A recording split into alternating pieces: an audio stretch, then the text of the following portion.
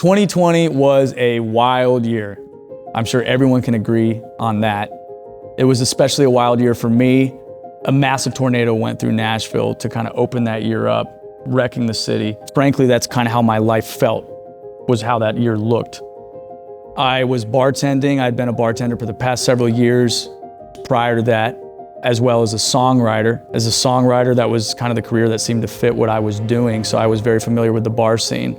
And when I look back on my life to my childhood, it was such a drastic switch. I had started out in a commune, like a Christian commune, so you can imagine how different these two worlds seem, but yet there was something quite similar that I found in those two worlds, in bars and in churches, is that people come to them for similar reasons, looking for an escape from life's heartache and community.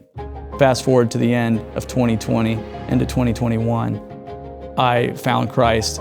I began to incorporate faith-based music into my sets at the bar, which led me to meet another songwriter named Ben Fuller, who then introduced me to Crystal Polychronis.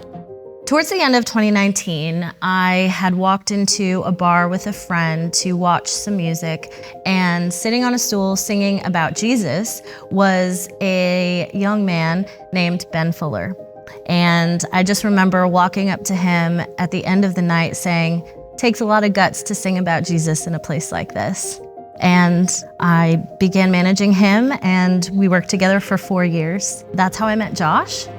And we met for the first time, and I think Josh and I spoke for about 4 hours about music, about Jesus, and it was really, really great. And I had no idea what the Lord was gonna use that relationship for, but here we are. So around that same time, early 2020, I was looking for other bars that I could bring my faith-based artists into to sing their songs. And so I thought, I'm gonna put together a few rounds. So that's where I started bringing them into bars to sing songs about their faith and just sharing their testimonies on the mics, and it was really powerful. And so when I wanted to get into another bar, I called Josh and said, "Hey, I would love to get into Cabana Taps. What can you do for me?" And he was like, "Oh, that's interesting. Sure, let's do it." So Crystal asked me to book a round at a bar I was affiliated with.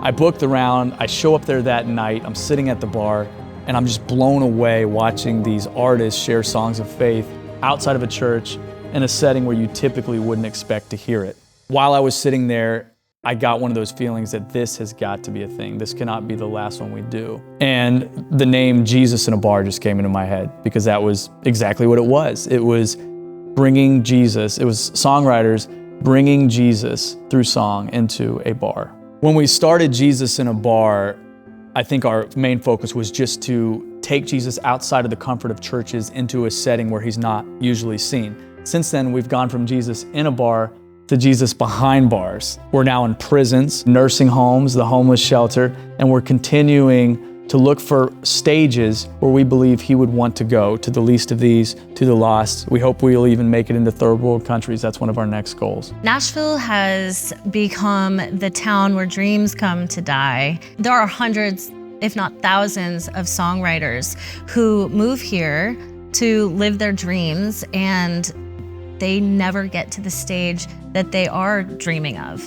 It's not just a lack of success that drives these artists to feel like failures. It's a lack of meaning. In Nashville, there's this rat race to get to the next biggest stage as an emerging artist. We're actually going to the smaller stages, the stages that get overlooked, and what we found is by taking these artists to those stages is we're giving them a deeper meaning and a purpose to their music. So we, with Jesus in a Bar, want to redefine the term, make it. It's no longer just about the number of streams on their Spotify or the number of likes on their TikTok. We're seeing their eyes light up when they're playing music in a prison, bringing joy and hope to inmates. We'd like to take this a step further.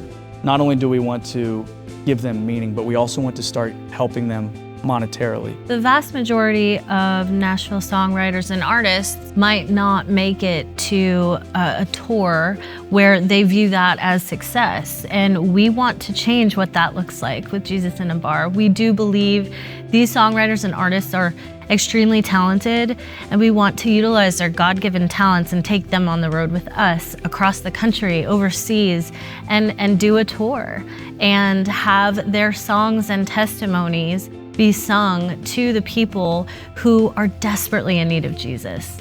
A big part of our mission with Jesus in a Bar is to bring him to the stages that are rejected by society. We want to put the meaning back into music, make music matter again, give songwriters and artists purpose. On more than one occasion, I've heard artists say after a show in a prison or in the homeless shelter, this has been the most meaningful show I've ever played. And you just see a light come on in their eyes. And I think that's because they're finding meaning in the music that will outlive fame. And we're practicing what Jesus talks about in Matthew 6:1-4, which is when you give in secret. And whatever you do to the least of these, you've done unto me. These are secret stages, and these are what society would call the least of these. God has grown this ministry so big in the past 2 years that we've had some incredible people come alongside us and volunteer their talents and their time towards the movement. So far, we've reached prisons, nursing homes, hospitals, homeless shelters within our city, but we want this to spread to all the ends of the globe. Our volunteers are so incredible that we would love to offer them financial support to stay with us full time. And in a city that can sometimes forget the value of a songwriter and an artist, we want to pour into these artists, especially when they're pouring into others in need. We want to invite you with us on this journey, bringing light to the dark corners of the globe, hope to inmates, joy to patients in nursing homes, and support to songwriters. On behalf of Jesus in a Bar, thank you for what you've already donated and given to countless charities, nonprofits, and organizations across Middle Tennessee. Thank you for using your God-given talents to grow the kingdom. With your support, we can grow this movement. Thank you for supporting Jesus in a Bar.